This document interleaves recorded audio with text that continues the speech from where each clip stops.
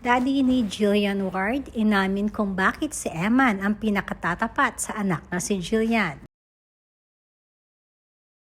Sadyang palaisipan pa rin sa mga netizens ang biglaang paglubay ng love team or ng team up ni na Jillian Ward at Eman Pacquiao.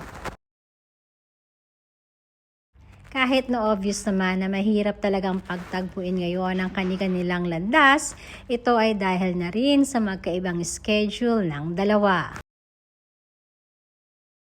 Hindi naman kaila sa mga netizens kung gaano ka-busy ang bawat isa sa kanilang mga projects.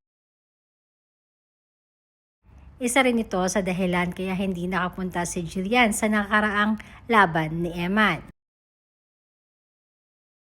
Isa nga sa dahilan kaya lumabay na ang love team ng dalawa, ito ay dahil na rin sa nalilihis nilang pagsasama ng kanilang bawat proyekto.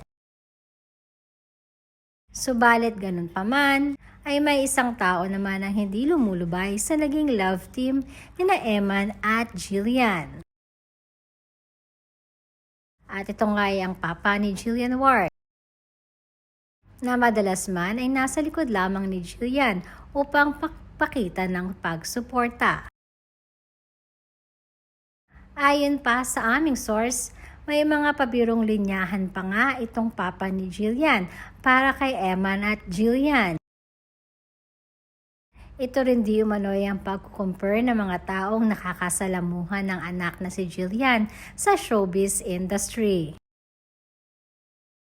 At ayon pa di umano sa papa ni Jillian, ay si Eman nga ang pinakamalapit na pantapat niya para sa kanyang anak na si Jillian Ward.